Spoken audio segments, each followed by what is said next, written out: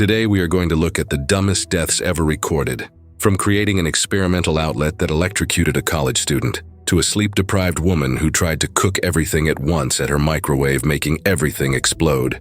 Let's dive right into it. It was May 5th, 2020, when 22-year-old Reuben "Rubes" Taylor made his final attempt at internet fame in an abandoned cement factory in Detroit, Michigan. Rubes and his crew had built a modest following, creating extreme dare videos, each stunt more outrageous than the last. Their channel specialized in dangerous challenges that pushed the boundaries of common sense, attracting viewers who craved increasingly reckless content. Their latest brainstorm seemed simple enough: fill an old bathtub with wet cement and challenge each other to bathe like living statues. The abandoned factory provided the perfect backdrop of industrial decay they craved for their aesthetic, with crumbling walls and rusted machinery, creating an apocalyptic atmosphere. What they lacked was any semblance of planning or safety consideration. No exit strategy, no safety measures, no understanding of how quickly cement sets once mixed with water. Rubes volunteered to go first, boasting about being invincible and mildly cement-proof, whatever that meant. His friends had tried talking him out of more dangerous stunts before, but Rubes always insisted he knew what he was doing, and that danger was just part of the game.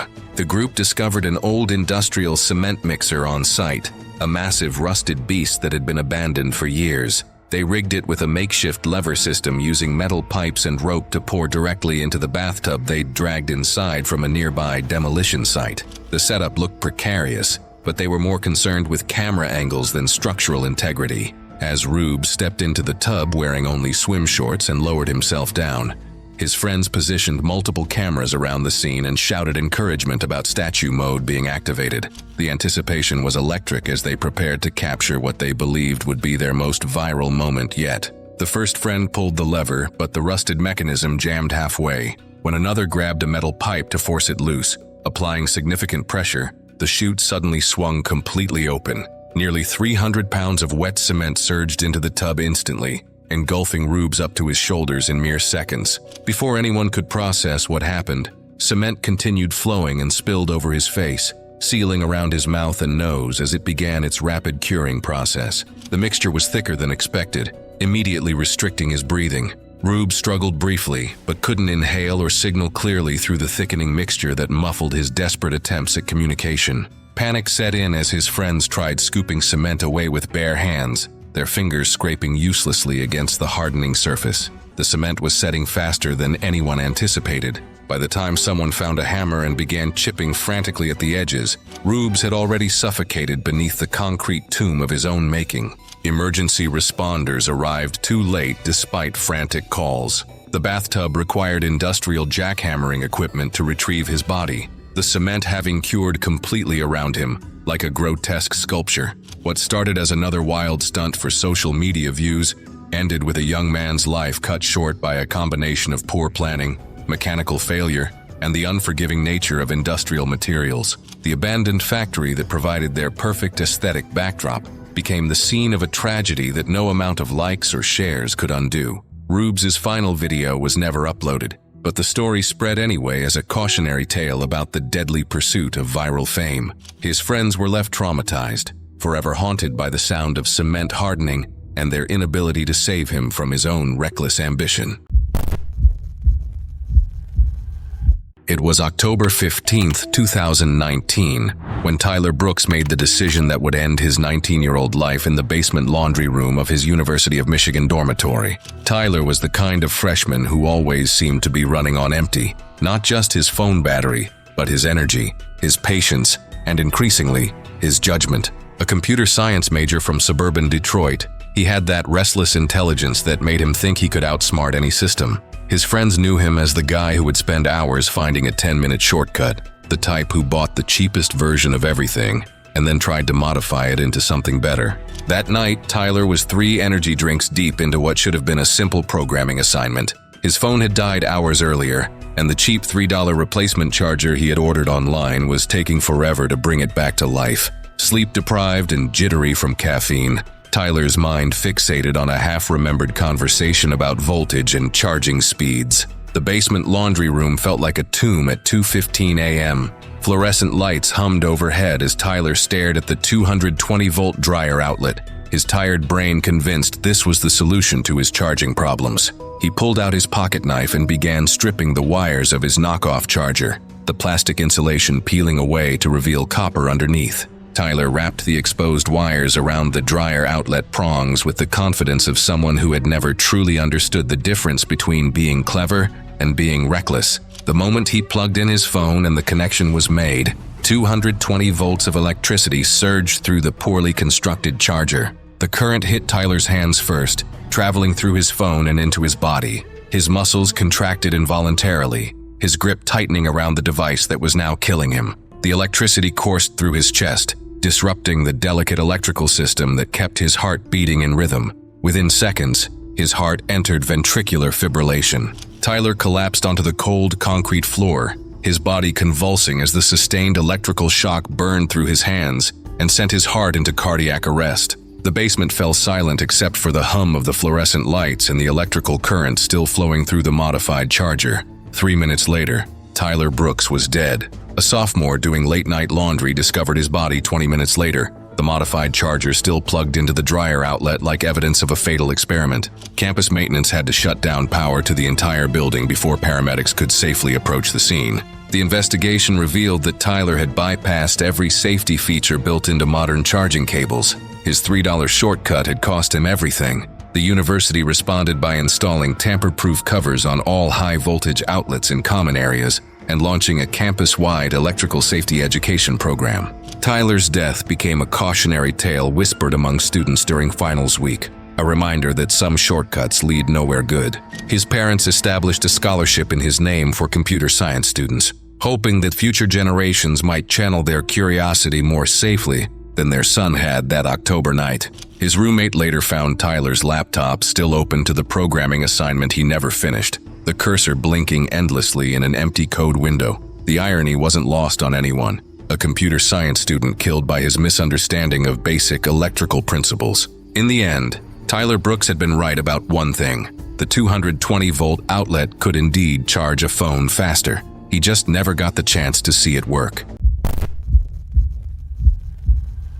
It was October 14, 2016, when Sarah Adams turned her Naperville, Illinois kitchen into a death trap with her so-called revolutionary dishwashing technique. At 31, this marketing manager was determined to prove she didn't need anyone after her messy divorce 6 months earlier. She'd invited 6 colleagues over for her first dinner party as a single woman, spending weeks bragging about her culinary genius and how she'd reinvented basic kitchen tasks. Sarah had developed an obsession with efficiency that bordered on dangerous. She believed dishwashers were too slow and inefficient, so she'd created what she called her speed washing system. Her modification involved completely removing the dishwasher door and replacing it with a homemade bungee cord contraption that she'd designed herself using YouTube tutorials and pure arrogance. The centerpiece of her insane invention was a custom-built knife carousel, a spinning mechanism she'd constructed inside the dishwasher that held all her kitchen knives with blades pointing in every direction. According to Sarah's twisted logic, this would provide maximum cleaning coverage, as the knives spun freely during the wash cycle. At 7:45 p.m., with her guests already gathered around the dining table, Sarah informed them that dinner would be delayed. She insisted on showcasing what she called her speed wash technique, a cleaning method she believed would eventually make her a fortune, once she got around to filing the patent paperwork. Her horrified colleagues watched as Sarah explained her method. Start the dishwasher cycle, then manually spin the knife carousel, while reaching inside to guide the cleaning process by hand. She claimed that machines lacked intelligence and needed human oversight to function properly. Despite her guests practically begging her to stop, Sarah was determined to prove her system's superiority. She started the cycle and immediately plunged both hands into the spinning, water-filled dishwasher. The scalding water mixed with high-pressure jets created a chaotic environment. But Sarah pressed on. The knife carousel began spinning at dangerous speeds, flinging sharp blades in every direction like a medieval torture device. Any rational person would have backed away, but Sarah leaned her entire upper body into the dishwasher to demonstrate what she called proper form. Multiple knives struck her simultaneously as the spinning mechanism went completely out of control. A paring knife sliced across her forearm, a steak knife grazed her shoulder, but the fatal blow came from her prized 10-inch chef's knife. The blade flew directly into her chest with tremendous force, piercing both her heart and lungs. Sarah collapsed forward into the dishwasher, her body becoming tangled in the bungee cord system she'd created. The continuing wash cycle and spinning knives caused additional devastating injuries as her life drained away in the soapy, blood-tinged water. Her guests, stunned into silence by the horrific scene, finally snapped into action and called 911. Paramedics arrived within 7 minutes but found Sarah's body grotesquely twisted in her own contraption. The dishwasher was still running, continuing to spray water and spin knives around her lifeless form. It took emergency responders nearly 20 minutes to safely shut down her deadly invention and extract her body from the mechanical nightmare she'd created. It was June 15, 2024, when Bobby Henderson's procrastination finally caught up with him in the most horrific way imaginable. The 52-year-old insurance adjuster from Columbus, Ohio, had been putting off his yard work for 3 solid weeks, choosing golf games and work obligations over basic home maintenance. Bobby's homeowners association wasn't amused by his neglect. 2 warning letters had already arrived, threatening fines for his overgrown grass that violated neighborhood standards. That Saturday morning, his wife delivered an ultimatum that cut through his excuses like a blade. Either he mowed the lawn immediately, or she was hiring a professional service and billing him for the embarrassment. Rushing outside without his usual pre-mowing inspection, Bobby skipped breakfast entirely to get an early start before the summer heat became unbearable. His riding mower hadn't been serviced in 2 years, but he figured it would hold up for 1 more season. The thick morning dew coating the overgrown grass should have been his first warning sign, but Bobby was focused solely on finishing before his 10 o'clock tea time. At exactly 7 in the morning, Bobby fired up the mower and began cutting at maximum speed, determined to complete the job as quickly as possible. The wet, thick grass created clumpy piles that his neglected machine struggled to handle effectively. After 20 minutes of aggressive mowing, disaster struck when the soggy grass clippings became hopelessly tangled around the mower deck and discharge chute. The engine began bogging down under the strain, but instead of following basic safety protocol, Bobby made a fatal decision. He left the engine running and dismounted to clear the jam by hand, completely ignoring the fundamental rule of lawn mower operation: always turn off the engine before performing any maintenance. As Bobby bent down to pull the tangled grass from underneath the 42-inch cutting deck, his foot slipped on the treacherous wet morning dew. He fell directly toward the spinning blades, which were still engaged and rotating at full deadly speed.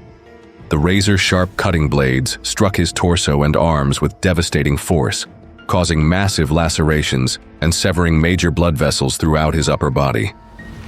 The simple failure to hit the off switch before clearing the jam cost Bobby everything. He bled out within minutes on his own front lawn, his life ending in the most preventable way possible. His wife discovered his mangled body 30 minutes later when she brought him his morning coffee, immediately calling 911 despite knowing it was far too late.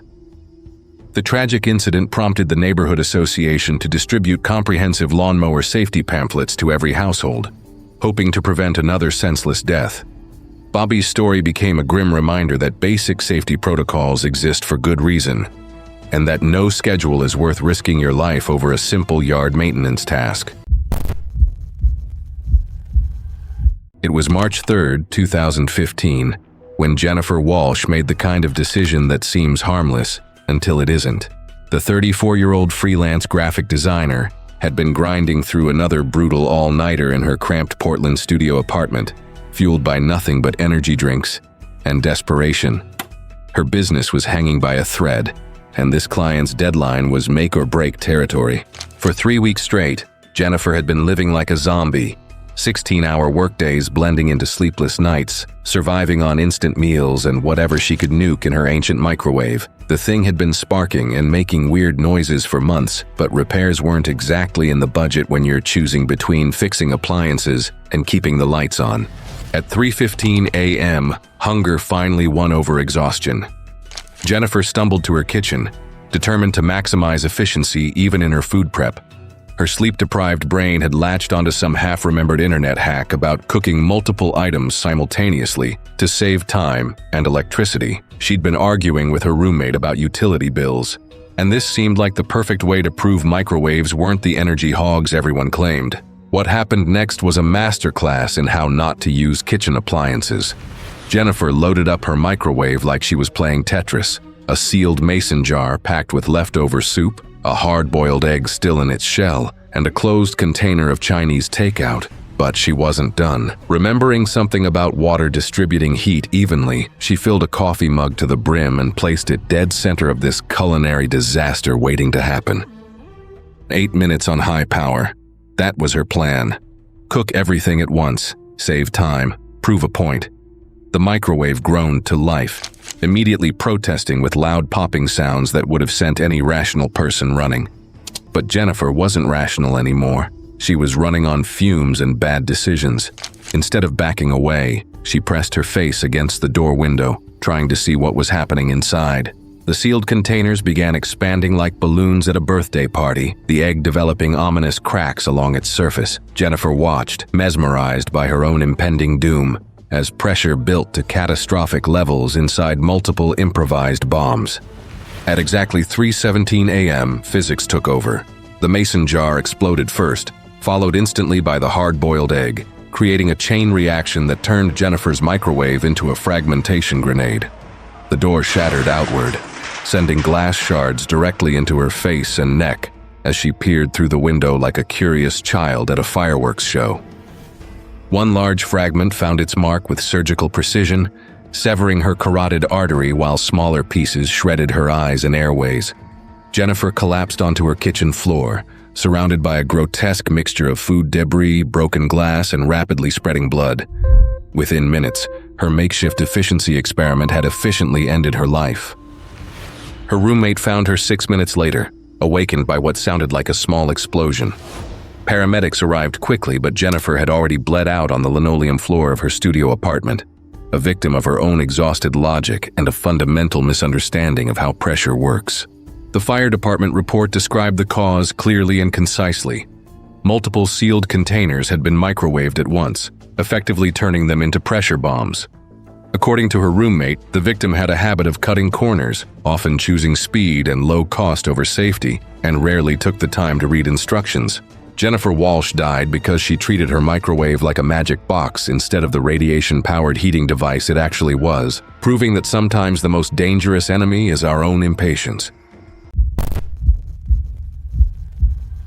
It was November 8, 2021, when Rebecca Martinez's competitive spirit would lead to a devastating end in her Nashville kitchen. The 35-year-old elementary school teacher had always been the adventurous one among her college sorority sisters, constantly pushing culinary boundaries to impress her longtime friends during their monthly virtual gatherings. Rebecca possessed an infectious enthusiasm that made her beloved by both students and colleagues. Her bubbly personality and determination to excel at everything she attempted had earned her the nickname Super Teacher at Lincoln Elementary. However, this same drive for perfection would prove fatal on that autumn evening. The afternoon had started innocently enough. Rebecca had been sipping wine while preparing for the virtual cooking competition with her sorority sisters, a tradition they had maintained since college. The alcohol had loosened her inhibitions, making her more daring than usual. She decided to attempt Bananas Foster, a dish she had never prepared before, determined to create something spectacular for her friends watching via Zoom. Her small Nashville apartment kitchen was poorly ventilated, with only a tiny window above the sink. Multiple burners had been running for hours, creating a sweltering environment. The cheap electric stove she relied on made flame control unpredictable. At exactly 7:20 p.m., Rebecca heated her largest skillet with butter and brown sugar, while her friends cheered her on through their computer screens. Emboldened by their encouragement and the wine, she poured half a cup of rum into the pan, far exceeding the recipe's requirement. She wanted to create a spectacular flame that would leave her friends amazed. The moment Rebecca tilted the pan toward the electric burner's glowing coil, disaster struck. A massive fireball erupted from the skillet, far larger than anything she had anticipated. The alcohol vapor had been accumulating in the poorly ventilated space, creating perfect conditions for a flash fire that spread with terrifying speed. Flames immediately engulfed Rebecca's loose cotton blouse, the fabric igniting like kindling. The fire quickly spread to her long brown hair and face as she stood frozen in shock. Panic overtook her rational thinking, and she instinctively ran toward the sink, but her frantic movement only fanned the flames, making them burn with increased intensity. The synthetic blend of her shirt began melting onto her skin, creating third-degree burns across 60% of her upper body. The superheated gases she inhaled seared her throat and lungs, causing immediate respiratory distress. Rebecca collapsed in her narrow hallway, her airways severely damaged and filling with fluid. Her sorority sisters, still connected through the video call, watched in horror as their friend disappeared from view. They immediately contacted Nashville Emergency Services, providing the dispatcher with Rebecca's address while desperately calling her name through their screens. Firefighters arrived within 4 minutes of the emergency call, but they found Rebecca unconscious with devastating burns and severe smoke inhalation. The paramedics worked frantically to stabilize her condition before rushing her to Vanderbilt University Medical Center. Despite the medical team's best efforts, Rebecca's injuries proved too severe. The respiratory failure caused by her burned airways and fluid-filled lungs could not be reversed. She was pronounced dead 3 hours after the accident, leaving behind a devastated family, friends, and students who had adored their energetic teacher. The fire department's investigation revealed dangerous levels of alcohol vapor throughout Rebecca's kitchen, confirming that the accumulated fumes had created conditions for the flash fire. The combination of poor ventilation, excessive alcohol, and inexperience had proven lethal. Rebecca's tragic death prompted her school district to implement safety protocols for virtual cooking activities. Her story serves as a sobering reminder that kitchen safety should never be compromised.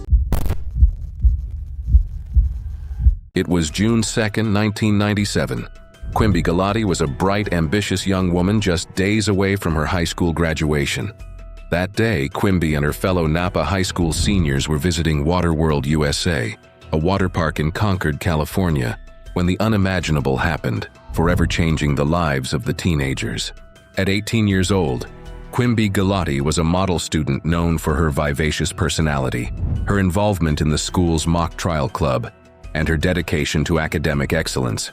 Like many of her classmates, Quimby was excited to celebrate the last days of high school with her peers before embarking on the next chapter of her life. That day at Waterworld was part of the traditional senior trip, a long-awaited event filled with anticipation. She and her classmates, along with chaperones, had boarded buses early that morning, eager to make memories before graduation, which was just days away. Waterworld USA, now known as Six Flags Hurricane Harbor Concord, was a relatively new water park, having opened just 2 years prior. The park was known for its towering slides and thrilling water attractions, and Napa High students had chosen it specifically for the excitement it promised. Among its many rides, the Banzai Pipeline stood out, a tall, open-air water slide that had become iconic for its steep drops and fast twists. With the excitement of the day also came a tradition. For years, Napa High seniors had clogged the water slides on their annual trip, a practice in which groups of students would pack the slides and go down in large numbers, defying safety rules in pursuit of fun. It was a well-known ritual, and this year's graduating class had grand plans. Whispers among the students suggested that more than 70 of them wanted to take part in clogging the Banzai Pipeline. Even though it was a risky stunt, most were eager to participate, seeking to end their senior year with a bang. As the day drew to a close, the park announced over the loudspeakers that it was time for the Napa High group to head back to their buses. Instead of leaving, dozens of students rushed to the Banzai Pipeline. Quimby, like many of her friends, was among them. Along with 32 other students, she climbed to the top of the slide, where a lifeguard was stationed to ensure safety. However, the group pushed past the lifeguard, determined to carry out their plan. The lifeguard blew her whistle and shouted, but it was too late. 33 students piled onto the slide at once. Moments later, disaster struck. The weight of the students proved too much for the slide structure, and it began to buckle. The fiberglass cracked under the pressure, and in a matter of seconds, the section of the slide that held the most students collapsed. The teenagers were thrown 40 feet to the ground below, some hitting the wooden support beams on their way down. Chaos ensued. Park goers watched in horror as bodies fell from the sky, some landing on concrete, others in shallow water, bushes, or against each other. Some were more fortunate than others. Many suffered broken bones and internal injuries, but one student would not survive. Quimby Gilati, the bright and promising 18-year-old, suffered catastrophic injuries to her head and chest after striking a support beam. Despite efforts to save her, she died from her injuries 45 minutes after the accident. The other injured students were rushed to nearby hospitals, and many would recover, but Quimby's death left a mark on her classmates and community. Napa High School's graduation ceremony, held just 10 days after the accident, was a somber affair. Some students attended in wheelchairs, while first responders and medical staff were invited to honor the lives affected by the tragedy. But Quimby Gilati wasn't there to graduate. Lawsuits followed, including a wrongful death suit filed by Quimby's father, Larry Gilati, who sought justice for the loss of his daughter. In the end, Quimby's family settled for $1.7 million, the largest of all the settlements related to the accident. Napa High School also established the Quimby Gilati Memorial Scholarship Assembly to provide financial aid and guidance to future students. The tragedy at Waterworld USA led to significant changes in water park safety regulations across the country. The Banzai Pipeline was permanently closed, and parks nationwide implemented stricter capacity limits and more rigorous enforcement of safety rules. The practice of clogging slides, once seen as a harmless senior prank, was recognized for the deadly risk it truly posed. For the Napa High School class of 1997, what should have been a joyous celebration of their achievements became a life-altering tragedy. The empty chair at graduation, meant for Quimby, served as a stark reminder of how quickly life can change. Her classmates, who had planned to embark on their adult lives together, instead found themselves grappling with grief, survivor's guilt, and the harsh reality that actions have consequences. Today, more than 2 decades later, Quimby Gilati's memory lives on through the scholarship in her name and in the hearts of those who knew her. Her tragic death stands as a sobering reminder of the importance of safety regulations and the devastating cost when they are ignored. What began as a day of celebration ended in heartbreak. A promising young life cut short in the pursuit of one final high school thrill. It was June 27, 1999. It was a warm summer day at Paramount's Great America theme park in Santa Clara, California. 7-year-old Danielle Gentile was enjoying a day of fun with her family, excited to experience the thrilling water attractions that the park had to offer. Little did anyone know that this ordinary family outing would end in an unimaginable tragedy that would forever change pool safety regulations across America. Danielle, a vibrant and energetic second grader from Millbrae, California, had been looking forward to this trip for weeks. With her bright smile and playful spirit, she eagerly made her way through the park with her parents and siblings, eventually arriving at the Whirlwind Rapids water attraction in the park's splash zone area. The Whirlwind Rapids was a circular water ride where guests would sit in inner tubes and spin around a large pool before being funneled into a catch pool at the bottom. It was a popular attraction, especially on hot summer days, and the line was filled with excited children and their families. When it was finally Danielle's turn, she climbed into her inner tube and began the thrilling descent. She laughed as she spun through the rapids, the cool water providing relief from the summer heat. But as she reached the catch pool at the bottom of the ride, something went terribly wrong. Witnesses reported seeing Danielle's inner tube flip over as she entered the catch pool. In an instant, the young girl was submerged underwater. What happened next would haunt her family and other park goers for years to come. Beneath the surface of the catch pool was a powerful suction drain with a missing safety cover. As Danielle struggled underwater, her arm was suddenly caught in this uncovered drain. The suction force, estimated at hundreds of pounds of pressure, made it impossible for the 50-pound child to free herself. Parkgoers quickly noticed the overturned inner tube and alerted nearby lifeguards. A frantic rescue attempt began as staff and bystanders tried desperately to pull Danielle free from the powerful suction. Despite their efforts, they couldn't break the vacuum seal created by the drain. It took nearly 5 minutes before maintenance workers could shut down the pump system. By then, Danielle had been underwater far too long. Emergency responders performed CPR and rushed her to a nearby hospital, but the damage was irreversible. Danielle Gentile was pronounced dead from drowning. The investigation that followed revealed disturbing negligence. The 12-inch drain had been operating without its required safety cover, creating a deadly suction trap. Park maintenance records showed that the cover had been removed during routine cleaning and never properly replaced. Even more disturbing, no secondary anti-entrapment systems were in place, a basic safety feature that could have prevented this tragedy. Danielle's death sent shockwaves through the amusement park industry and led to significant changes in water attraction safety. Her parents, devastated by their loss, channeled their grief into advocacy. Their efforts, along with similar tragic cases, eventually contributed to the passage of the Virginia Graham-Baker Pool and Spa Safety Act in 2007, which mandated anti-entrapment drain covers and other safety measures in public pools and spas across the United States. Today, Danielle's story serves as a sobering reminder of the hidden dangers that can lurk in water attractions. What began as a carefree summer day ended in an unthinkable tragedy, one that could have been prevented with proper safety protocols and maintenance. Her legacy lives on in the improved safety standards that now protect countless children from suffering a similar fate. These tragedies led to real change, stricter rules, better safety, and hard-earned lessons. Behind every measure is a life lost.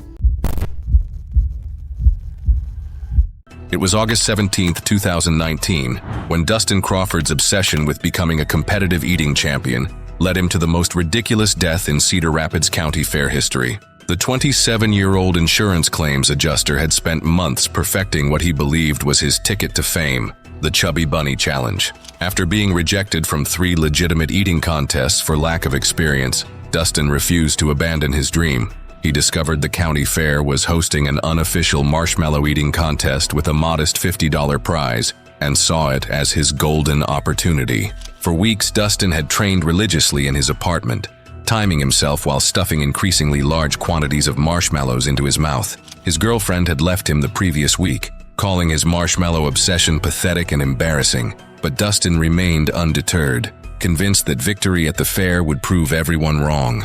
The contest rules were simple. Participants had to stuff large marshmallows in their mouths, while clearly saying Chubby Bunny after each edition. The last person standing would claim the prize. What started as innocent county fair entertainment quickly turned into a nightmare scenario that would haunt Cedar Rapids for years. From the opening round, Dustin ignored the speech requirement entirely, cramming marshmallows into his mouth at a reckless pace that far exceeded his competitors. While others struggled to pronounce the required phrase around 3 or 4 marshmallows, Dustin was already approaching double digits. By the 8th round, he had managed to pack 23 marshmallows into his mouth and throat, creating a dangerous situation that contest officials failed to recognize. The marshmallows began absorbing his saliva and expanding, forming an increasingly dense and sticky mass that gradually blocked his airway. Despite being unable to speak or breathe properly, Dustin attempted to continue adding marshmallows to his already overloaded mouth. The sugary mass transformed into a cement-like consistency that completely sealed both his throat and nasal passages. His face began turning blue as oxygen deprivation set in. Panic struck as Dustin frantically clawed at his mouth, desperately trying to remove the compacted marshmallows. Contest officials attempted the Heimlich maneuver, but the sticky marshmallow plug had become too dense and adhesive to dislodge through conventional means. Death occurred within minutes from complete airway obstruction. When paramedics arrived, they found the final marshmallow still clutched tightly in Dustin's hand, a tragic symbol of his misguided determination to achieve competitive eating glory at any cost. The aftermath proved equally absurd. Dustin's mother filed a lawsuit against the marshmallow manufacturer, claiming their product was too sticky for safe human consumption. The fair's insurance company refused to pay any settlement, stating that death by marshmallow wasn't covered under their standard policy terms. The Cedar Rapids County Fair discontinued all eating contests following the incident, and Dustin Crawford became an unfortunate cautionary tale about the dangers of pursuing fame through reckless food challenges. It was November 8, 2019, when Kevin Martinez's obsession with bathroom efficiency turned his Portland apartment into a death trap. The 31-year-old freelance writer had always been different. While his neighbors called maintenance for simple fixes, Kevin preferred elaborate DIY solutions that often created bigger problems. His bathroom had become a testament to this philosophy, a maze of extension cords snaking across wet tiles, power strips balanced precariously on the sink edge, and a tablet suspended from the ceiling by a complex rigging system he'd fashioned from coat hangers and dental floss. For months, Kevin had ignored the steady drip from his bathroom ceiling, despite the obvious electrical hazard it created. His landlord had been trying to schedule repairs, but Kevin refused all maintenance visits, convinced he could solve everything himself. The leak had grown worse, creating a perpetual puddle near his makeshift charging station where he powered multiple devices during his extended bathroom sessions. Kevin had been constipated for 3 days, and his solution was typically overcomplicated. He'd positioned his tablet at the perfect angle for reading, arranged a cup of coffee within arm's reach on the sink, and even installed a small fan to improve air circulation. The bathroom resembled a bizarre command center more than a place for basic human needs. That Friday morning, everything went wrong simultaneously. While adjusting his tablet's position for better lighting, Kevin's elbow caught the coffee cup. The hot liquid cascaded directly onto the power strip below, sending sparks flying across the small space. The electrical surge ignited a roll of toilet paper hanging directly above the outlet.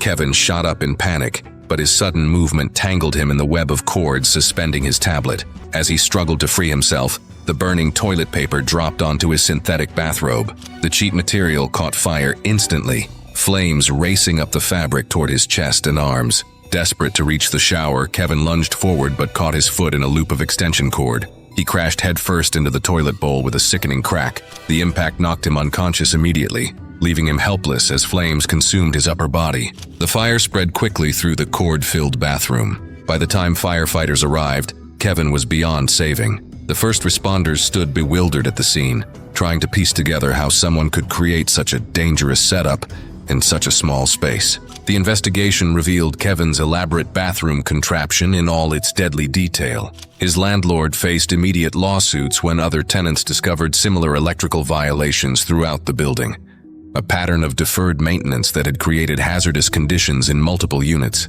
Neighbors later revealed Kevin's history of bizarre modifications throughout his apartment. He'd rigged his kitchen faucet with a pulley system and installed motion sensors in his bedroom closet. His need to overcomplicate simple tasks had become legendary in the building. Kevin Martinez died because he couldn't accept that sometimes the simplest solution is asking for help. His determination to solve every problem himself transformed a basic bathroom into a fire hazard that claimed his life in the most preventable way imaginable.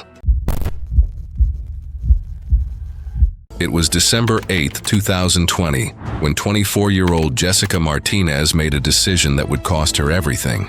The ambitious social media manager from Minneapolis had built her career on understanding what made content go viral, but her relentless pursuit of online fame would lead her down a deadly path. Jessica was the type of person who lived and breathed social media trends. Standing 5 feet 4 inches with an infectious smile, she worked for a local marketing firm while building her personal brand.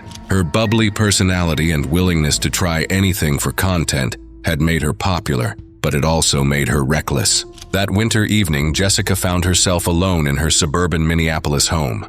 Her roommate had left to visit family for the holidays, leaving Jessica with her phone, her ambitions, and a dangerous idea. She had been following an 18-hour intermittent fasting trend, and her stomach was growling with increasing intensity. Earlier that day, Jessica had been scrolling through social platforms when she stumbled upon videos of people attempting extreme cold food challenges. The views were astronomical, and Jessica saw an opportunity. She decided to create her own version, something nobody had attempted before. At 7:30 p.m., Jessica opened her freezer and pulled out a 12-pound frozen turkey. The bird was solid as a rock, stored at -10 degrees Fahrenheit. Most people would have recognized the obvious danger, but Jessica's hunger and desperation for viral content clouded her judgment. She set up her phone to record and grabbed a kitchen knife. The plan was simple: chip off pieces of the frozen turkey and eat them raw, creating the ultimate extreme cold challenge. She began hacking away at the frozen bird, creating chunks harder than ice cubes. Jessica forced the first piece into her mouth, immediately feeling the shocking cold against her teeth and tongue. The frozen meat began causing frostbite damage to her oral tissues within seconds. Her mouth started going numb, but she interpreted this as adapting to the challenge. Driven by her empty stomach and adrenaline, Jessica continued shoving larger pieces of frozen turkey into her mouth. Each chunk was roughly golf ball sized, and the extreme cold was systematically destroying nerve endings in her mouth and throat. The numbness became Jessica's enemy when a large piece of frozen turkey, about 4 inches long, became lodged in her throat. She couldn't feel it properly. The frostbite had damaged her ability to sense the obstruction, and she continued trying to swallow more frozen meat. Each additional piece pushed the original obstruction deeper into her airway. The combination of swelling from frostbite damage and physical blockage created a perfect storm. Jessica's breathing became increasingly labored, but numbness prevented her from understanding the severity. Within minutes, the frozen turkey had completely blocked her trachea. Jessica began choking violently, her body's reflexes kicking in too late. She clawed at her throat, trying desperately to dislodge the obstruction, but numbness made it impossible to locate or remove the frozen meat. Jessica collapsed on her kitchen floor, her phone still recording. The lack of oxygen quickly took its toll, and within 6 minutes of the initial obstruction, she lost consciousness and died from asphyxiation. Her roommate discovered the tragic scene when she returned home unexpectedly. The 911 call came too late. Paramedics arrived to find Jessica's lifeless body surrounded by chunks of frozen turkey and her still recording phone. The medical examiner's report revealed the full tragedy. A 4-inch piece of frozen turkey was found completely blocking her trachea, while extensive frostbite damage was documented throughout her mouth and throat. The combination of extreme cold exposure and mechanical obstruction had created an unsurvivable situation. Jessica's death sent shockwaves through the social media community and sparked widespread discussions about the dangerous lengths people will go to for viral content. Her final video, never posted, served as a grim reminder that the pursuit of online fame can have deadly consequences. It was July 8, 1980.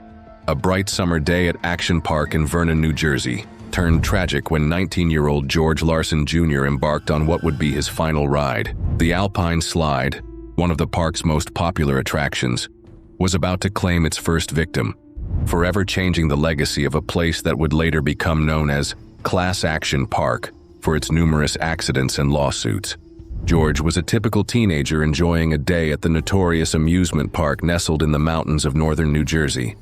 Action Park had opened just 2 years earlier in 1978, quickly gaining popularity for its extreme attractions that pushed the boundaries of safety.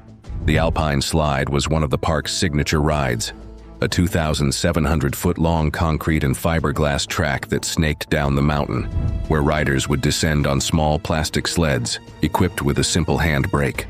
Unlike modern water slides with their carefully engineered safety features, the Alpine Slide was primitive by comparison.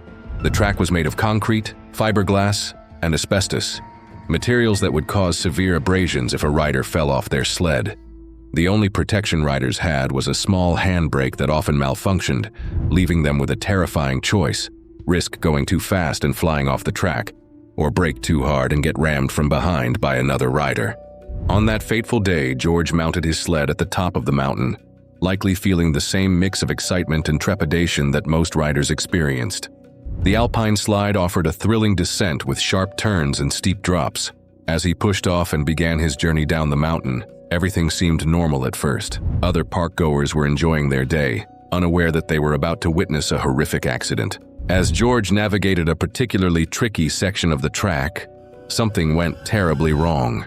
According to witnesses, his sled suddenly jumped the track on a curve.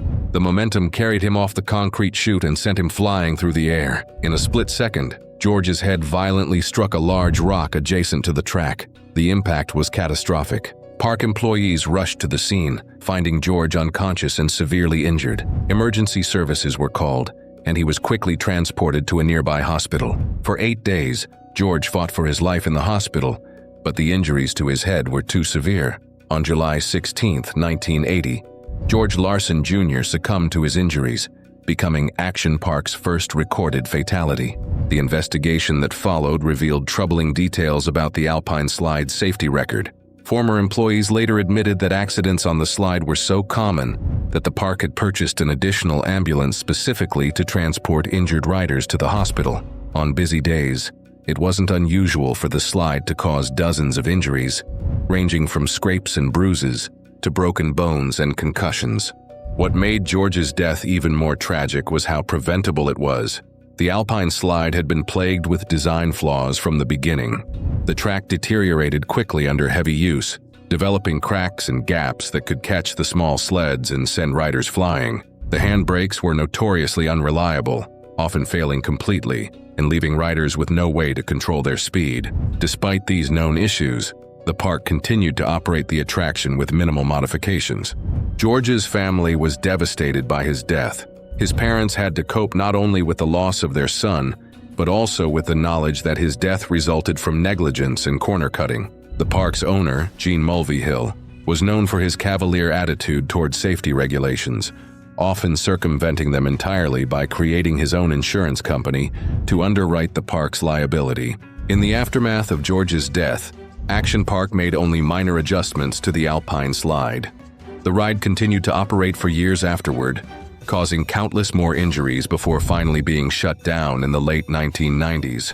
Remarkably, no criminal charges were ever filed against the park's management, despite the clear safety violations that led to George's death. George Larson Jr.'s tragic accident marked the beginning of Action Park's dark legacy. Over the years, 5 more people would die at the park, earning it nicknames like Traction Park and Accident Park among locals. The Alpine slide alone would be responsible for thousands of injuries during its operation. Today, George's story serves as a sobering reminder of the consequences when amusement parks prioritize thrills over safety. His death, at just 19 years old, cut short a life full of promise and potential. While Action Park has since closed and reopened under new management with modern safety standards, the memory of George Larson Jr. and his tragic final ride on the Alpine slide remains a haunting chapter in the park's infamous history. A young life needlessly lost to negligence and the pursuit of extreme entertainment.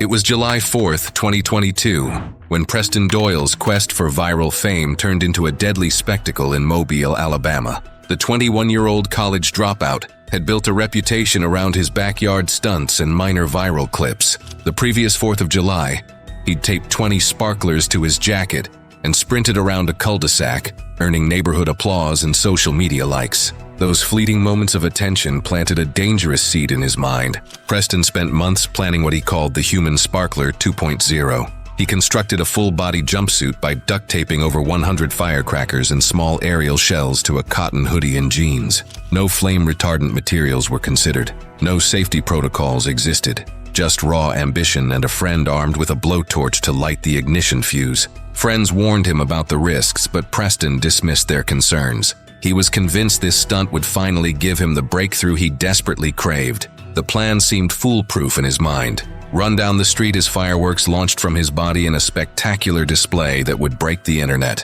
At 9:03 p.m., 15 cheering onlookers gathered as Preston prepared for his grand finale. The summer air was thick with anticipation and the smell of barbecue smoke from nearby celebrations. Preston struck a pose, grinning confidently as his friend approached with the blowtorch. The ignition fuse sparked to life. The first few firecrackers popped in sequence as intended, drawing cheers from the crowd. But the aerial shells on his back had other plans. They ignited prematurely and simultaneously, creating a backdraft that instantly engulfed the upper half of his suit in flames. The cotton fabric caught fire immediately, melting and adhering to his skin within seconds. Preston's confident grin vanished as he stumbled and collapsed, his screams piercing the night air. Chaos erupted as other fireworks began launching erratically in all directions, striking parked cars, igniting shrubbery, and sending the crowd scrambling for cover. Friends who tried to help were forced to retreat as firecrackers ricocheted off the pavement, exploding around them in a deadly light show. For nearly 90 seconds, no one could reach Preston through the ongoing barrage of sparks, smoke, and popping blasts. The very spectacle he'd created to entertain had become his prison. By the time someone managed to get close with a garden hose, Preston was no longer moving, his body severely burned beyond recognition. He was airlifted to a burn trauma center, but the damage was too extensive. Preston succumbed to his injuries 48 hours later, his dreams of viral fame extinguished along with his life. The tragedy serves as a stark reminder that the pursuit of online attention can lead down increasingly dangerous paths. What started as harmless sparklers escalated into a lethal fireworks suit, proving that sometimes the price of going viral is far too high to pay. It was July 4th, 2022, when Marco Johnson's quest for the perfect fireworks finale turned into his final act. The 33-year-old mechanic from Denver had always been the type who believed bigger was better.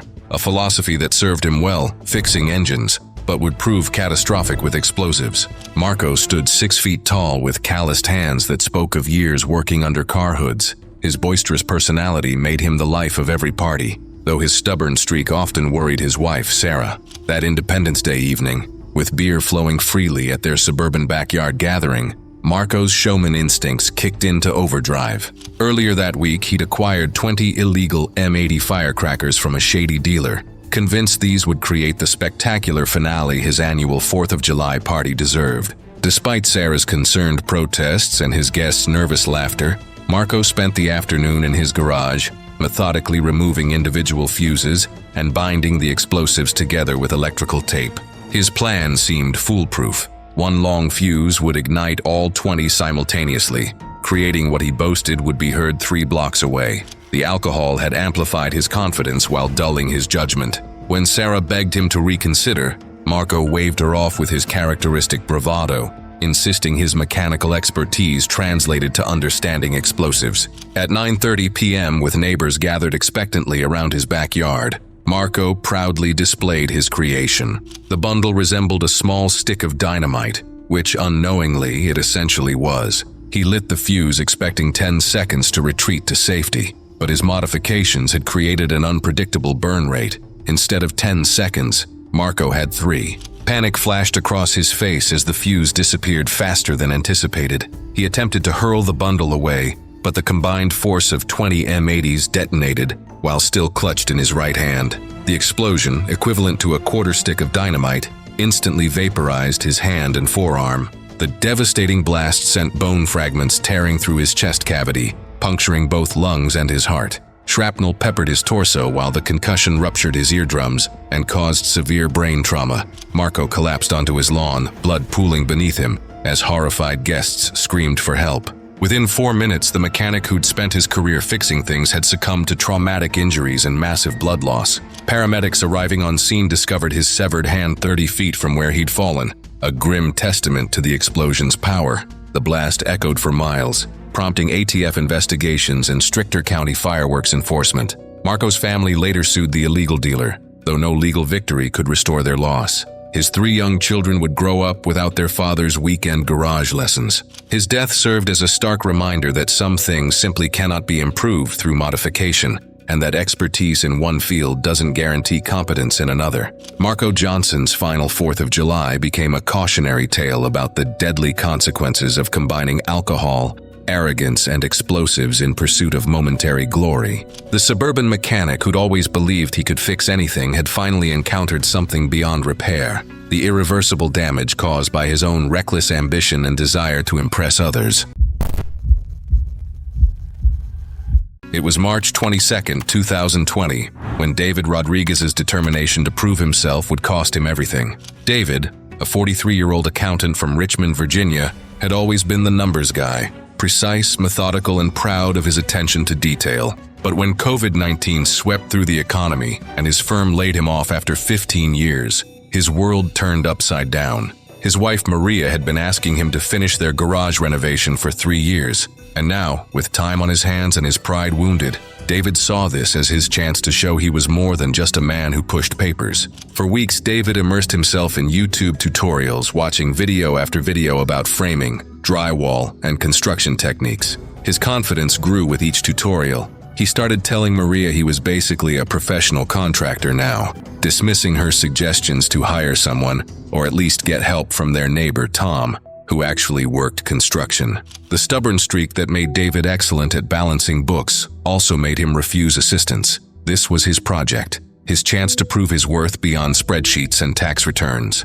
When Tom offered to lend him a pneumatic nail gun, David jumped at the opportunity, though he'd never used power tools beyond a basic drill. That Sunday morning, David set up in the garage with his borrowed equipment. The compressor hummed loudly, set to maximum pressure at 120 psi. David figured more power meant better results. He never bothered reading the manual. After all, how complicated could pointing and shooting be? At 10:15 a.m., David positioned himself awkwardly beside a 2x4 stud he was trying to attach to the garage wall. Holding the board steady with his left hand, he stretched around it with the nail gun, trying to nail from the front at an uncomfortable angle.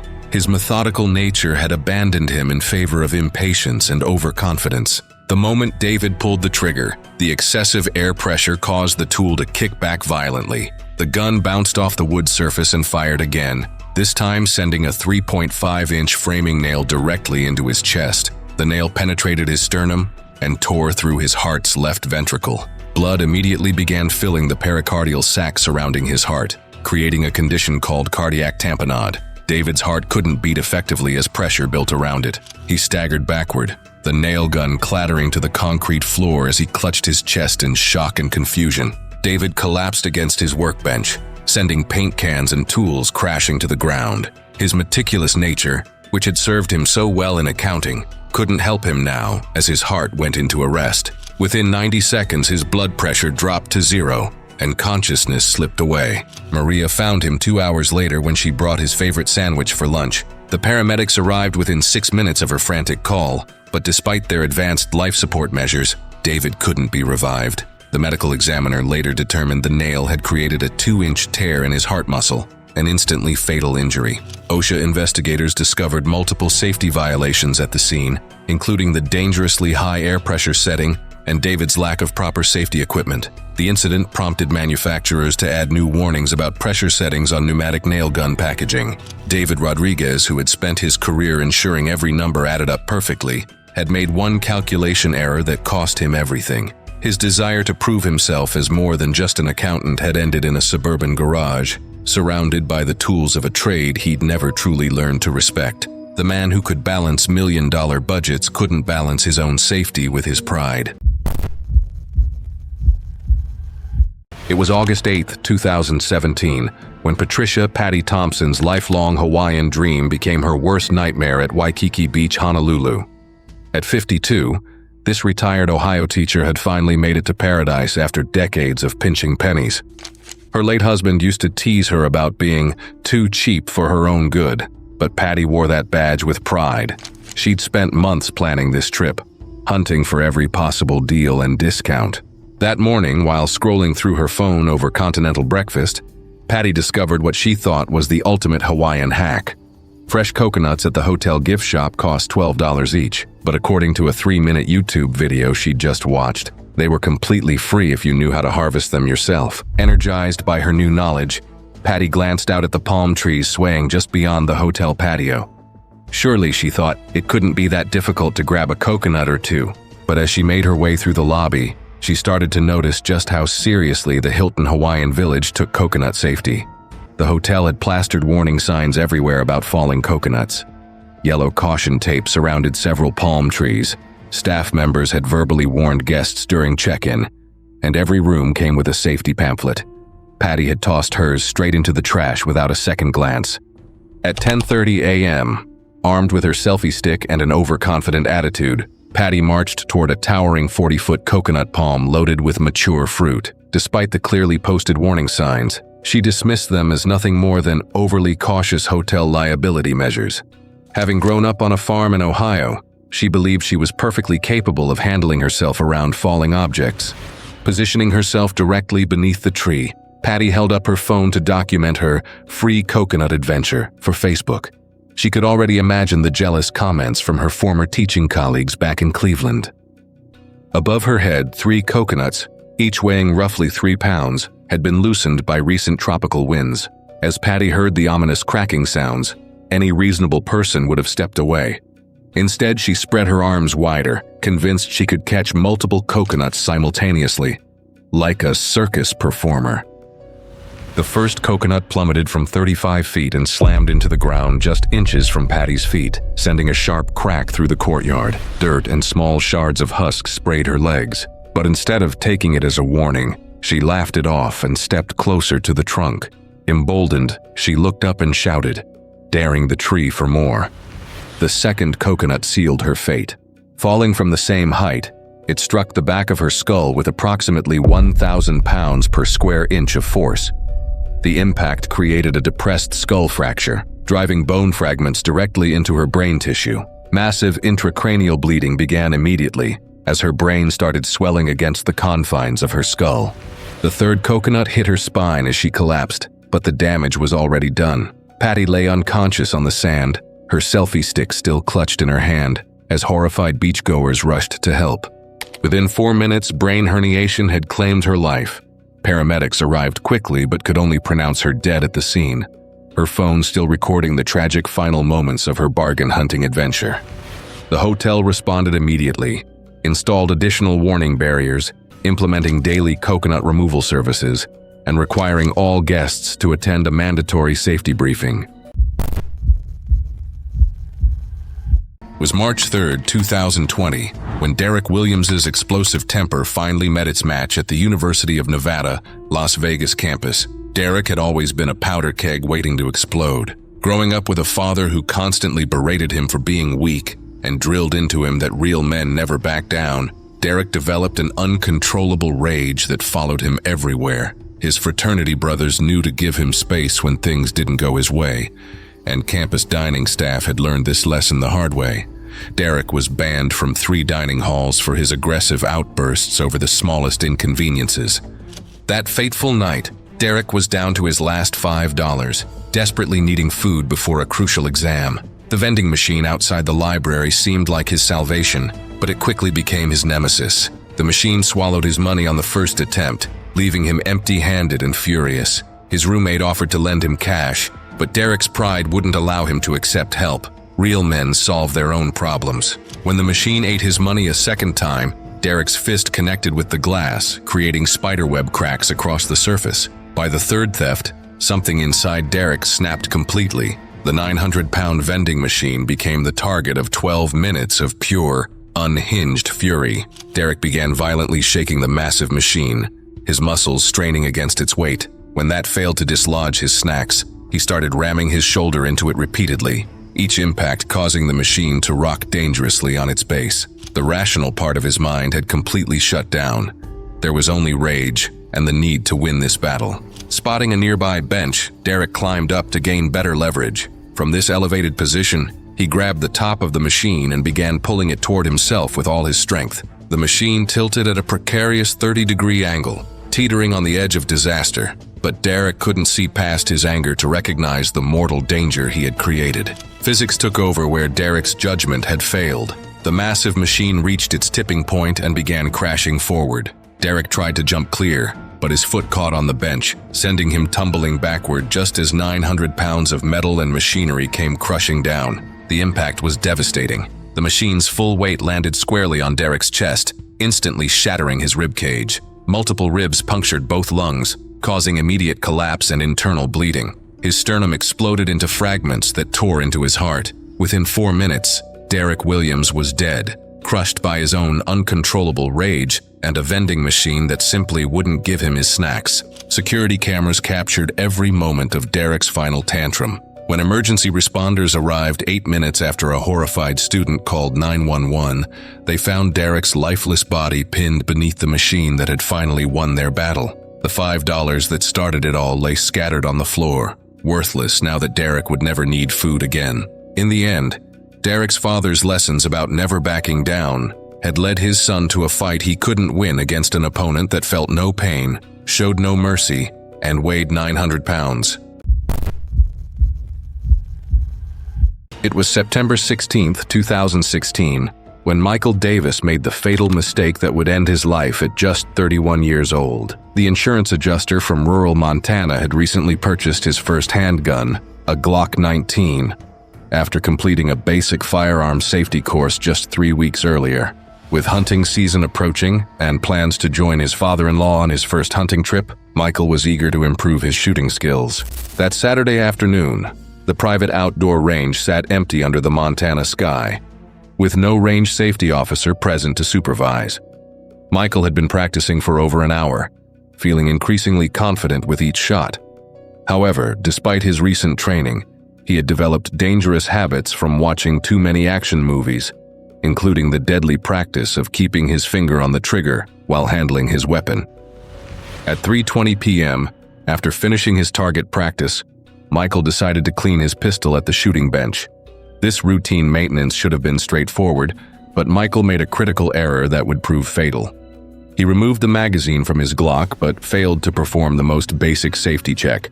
ensuring no round remained chambered in the barrel. As he began the disassembly process, Michael struggled with the unfamiliar mechanism.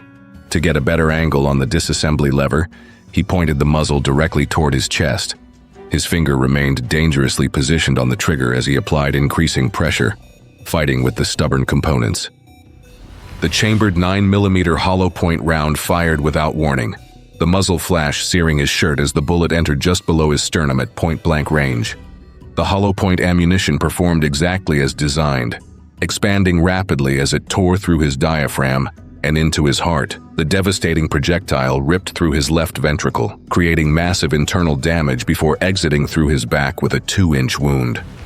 Michael dropped the smoking pistol and staggered backward, blood pouring from both entry and exit wounds. His heart, now filling rapidly with blood, began failing within seconds. Cardiac tamponade set in as the blood-filled pericardium prevented his heart from beating effectively.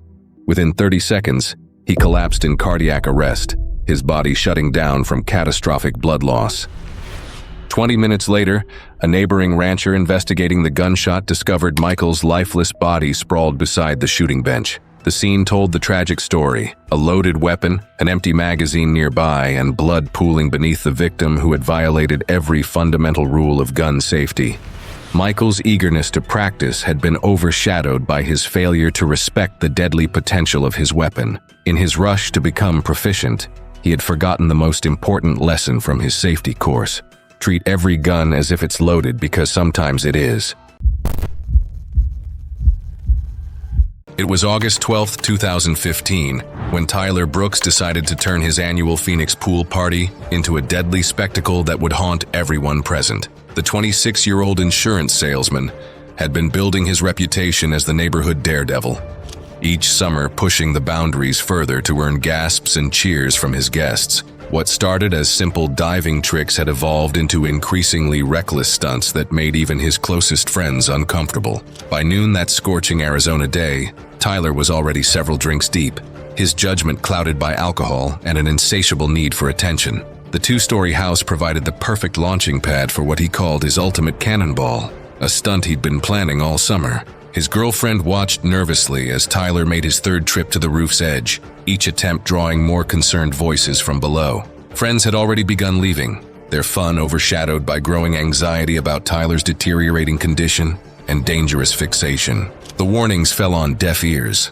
Tyler's alcohol-soaked brain could only process the imagined glory of his signature move. He grabbed a colorful beach ball, convinced it would add flair to his performance, and climbed onto the roof one final time. Standing 24 feet above the concrete deck, Tyler positioned himself with the confidence of someone whose perception had been completely distorted. The shallow end of the pool stretched below, but his intoxicated mind miscalculated both distance and trajectory. With a triumphant yell, Tyler launched himself into the air, attempting multiple flips while clutching the beach ball. The physics were unforgiving. His excessive force and poor positioning sent him sailing past the pool's edge, reality crashing down as he realized mid-flight that water wouldn't break his fall.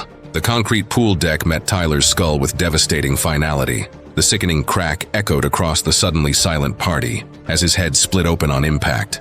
His neck snapped at the 2nd cervical vertebra, severing his spinal cord instantly. The beach ball bounced mockingly into the pool while Tyler's broken body lay motionless, blood spreading across the sun-baked concrete. The massive head trauma caused immediate brain death, while the spinal severance ensured respiratory failure within seconds. Party guests stood frozen in horror, the festive atmosphere replaced by screams and chaos. Several people would require extensive counseling to process what they'd witnessed, a friend's life ending in an instant due to alcohol-fueled recklessness. Emergency responders arrived to find a scene that would stick with them throughout their careers. Tyler's death was instantaneous, the combination of traumatic brain injury and spinal cord damage leaving no possibility of survival. The aftermath rippled through the Phoenix community and beyond. Insurance companies began implementing stricter policies regarding pool parties and alcohol consumption at private residences. Tyler's death became a cautionary tale used in safety presentations across Arizona. His girlfriend, who had threatened to leave if he attempted the stunt, was left to grapple with survivor's guilt and the knowledge that her final words to Tyler had been spoken in anger. The friends who stayed to witness the tragedy struggled with questions about whether they could have done more to prevent it. The pool that had been the centerpiece of so many happy gatherings became a constant reminder of how quickly celebration can turn to catastrophe. Tyler's parents eventually sold the house, unable to bear the sight of where their son's need for attention had cost him everything. What began as another summer party in suburban Phoenix ended with a young man's life cut short by a toxic combination of alcohol, ego, and poor judgment. Tyler Brooks had finally achieved the attention he craved, but at the ultimate price, becoming a permanent reminder that some stunts aren't worth the applause. It was July 24, 1982. A sweltering summer day at Action Park in Vernon, New Jersey turned deadly for 15-year-old George Lopez. The teenager had come to the infamous amusement park with friends, looking forward to cooling off and enjoying the various water attractions. Instead, he would become the first victim of what employees would later grimly nickname the Grave Pool, Action Park's notoriously dangerous wave pool. Action Park had opened just 4 years earlier in 1978 and had quickly gained a reputation for its extreme attractions and lax safety standards. The park was the brainchild of Eugene Mulvihill, a businessman who believed in giving thrill seekers freedom, often at the expense of basic safety precautions. Among the park's many attractions was the Tidal Wave Pool, a 100-foot wide by 250-foot long pool that could hold up to 1,000 people at a time. Unlike typical wave pools, Action Park's version was particularly dangerous. The pool reached a depth of 8 feet and generated waves up to 3 feet high using powerful air-pressurized pumps. These weren't gentle, rolling swells, but powerful, chaotic surges that could easily overwhelm even strong swimmers.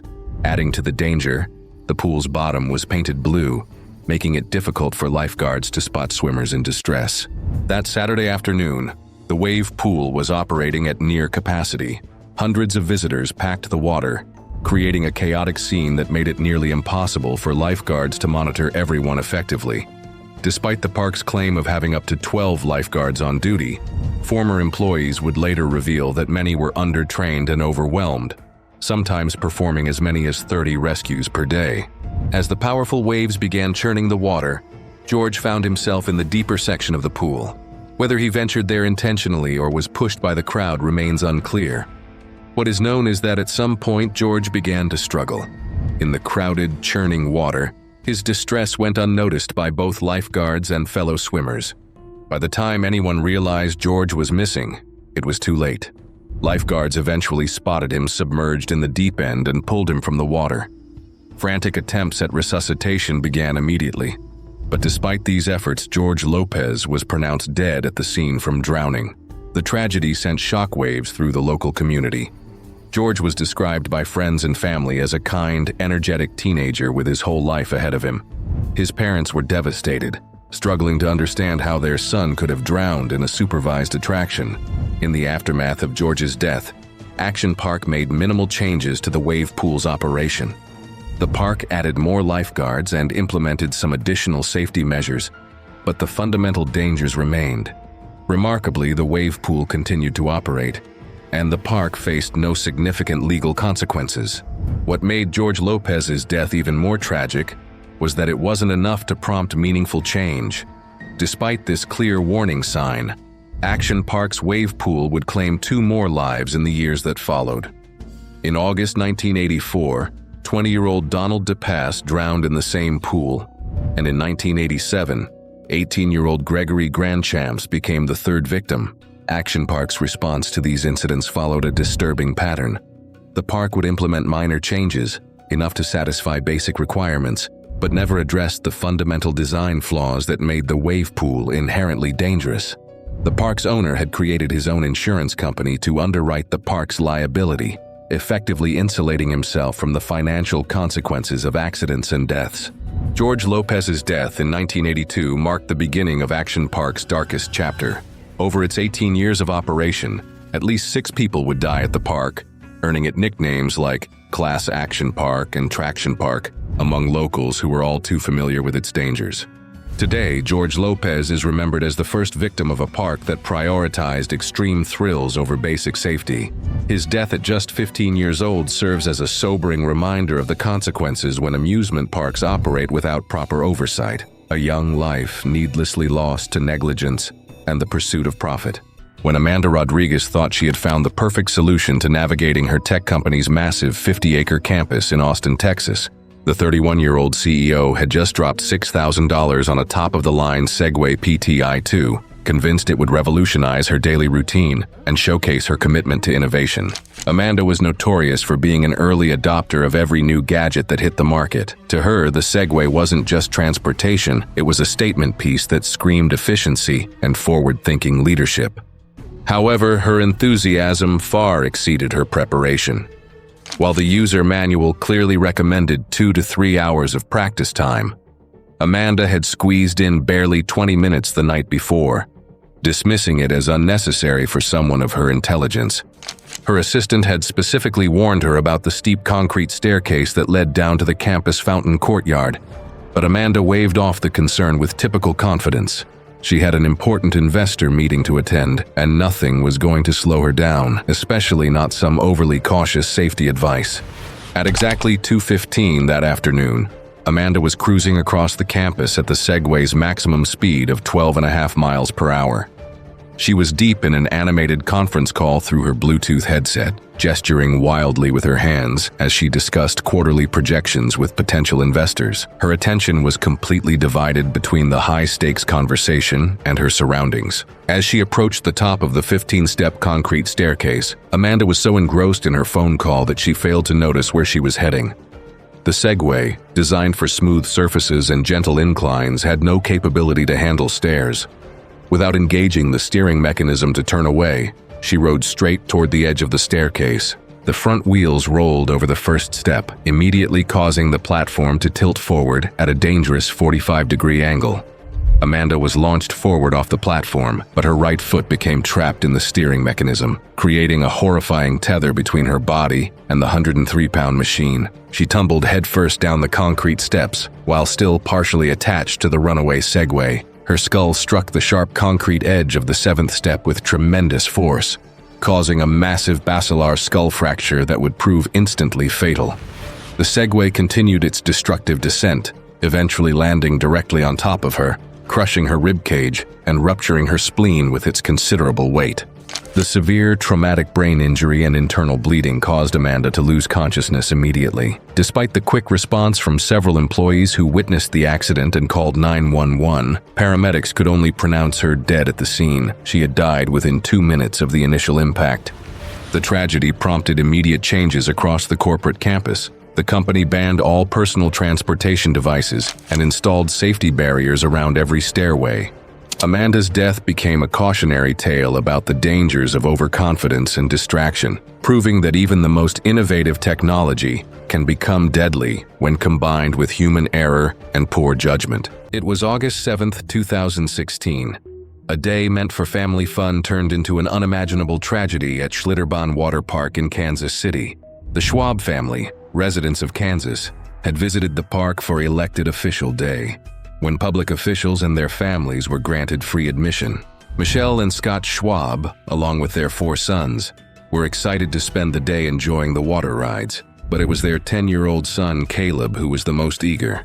Little did they know that this day would end in a devastating loss. Caleb, the second of the Schwab's 4 children, had always been full of energy and curiosity. His parents, especially his father, Kansas State Representative Scott Schwab, were eager to give their children a memorable summer day. Caleb, with his older brother Nathan, set his sights on the park's most thrilling attraction, the Verricht water slide. Towering at 168 feet, Verricht held the title of the world's tallest water slide, a feat of engineering that had captivated thrill seekers since its opening. The ride had no age restrictions, and Caleb, at just 10 years old, was allowed to ride despite his small stature. He and Nathan climbed the 264 steps to the top of Verricht, joining the line of eager riders.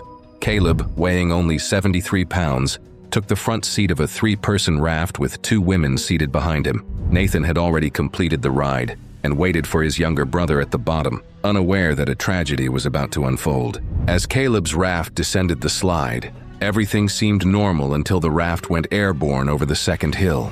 The weight distribution, combined with the ride's high speed, caused the raft to lift off the slide surface. Caleb was forcefully thrown into the safety netting, where he struck a metal pole. The impact was fatal. He suffered catastrophic injuries on the spot. Witnesses below watched in horror as the raft, along with Caleb's lifeless body, completed its descent.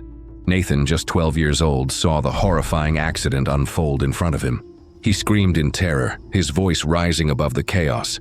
He flew from the Verrückt. He flew from the Verrückt. Their mother, Michelle, rushed to reach Caleb, but bystanders held her back, fearing the devastating sight would be too much for her to bear. There was a gentleman who wouldn't allow me to come close enough to see what was going on, Michelle later recalled.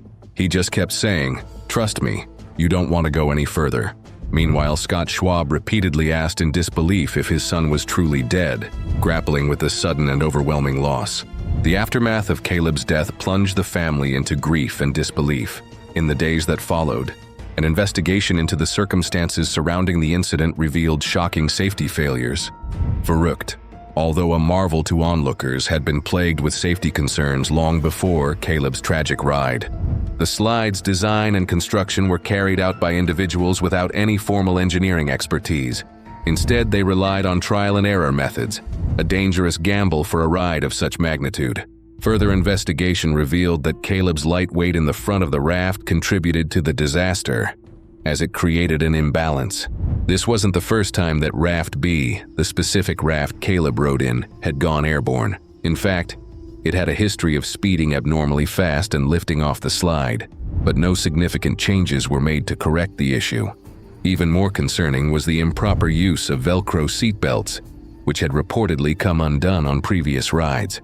This lack of basic safety precautions contributed directly to Caleb's death. In 2017, the Schwab family settled with Schlitterbahn and other involved parties for approximately $20 million. The Verrückt slide was dismantled, and Schlitterbahn, Kansas City, closed permanently in 2018. Caleb's death was not merely a freak accident, but a preventable tragedy caused by negligence and safety failures, forever marking a day that should have been filled with laughter and joy. It was August 14, 2023, when Troy Mitchell's overconfidence turned a routine cleanup into a deadly mistake. The 31-year-old tree service worker had spent over a decade mastering his craft, earning respect throughout rural Virginia for his precision with dangerous equipment. Troy was known for his meticulous safety standards on job sites, always insisting his crew follow proper protocols to the letter. That sweltering afternoon, Troy surveyed storm damage in his wooded backyard. Several beer cans sat empty on his porch as he assessed a massive oak branch suspended 15 feet overhead, caught precariously in another tree's limbs.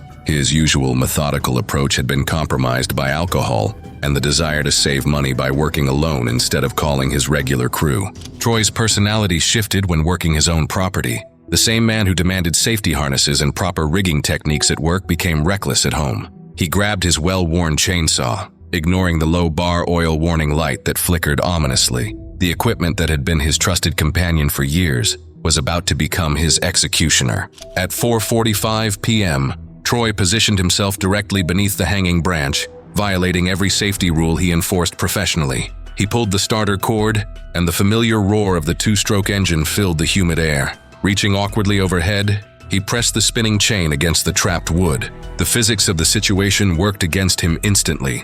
The awkward angle caused the chain to bind in the dense oak, creating the most dangerous scenario in chainsaw operation. Kickback. The saw's nose caught and Newton's laws took over with devastating efficiency. The chainsaw erupted backward with tremendous force, the spinning chain racing toward Troy's exposed neck at 30 miles per hour. His reflexes, dulled by alcohol and compromised by the awkward position, failed him completely. The razor-sharp chain struck his throat with surgical precision, severing his carotid artery and tearing through his trachea. Blood erupted from the wound in rhythmic spurts, painting the fallen leaves crimson. Troy's hands instinctively reached for his neck as the chainsaw tumbled from his grasp, its engine still screaming.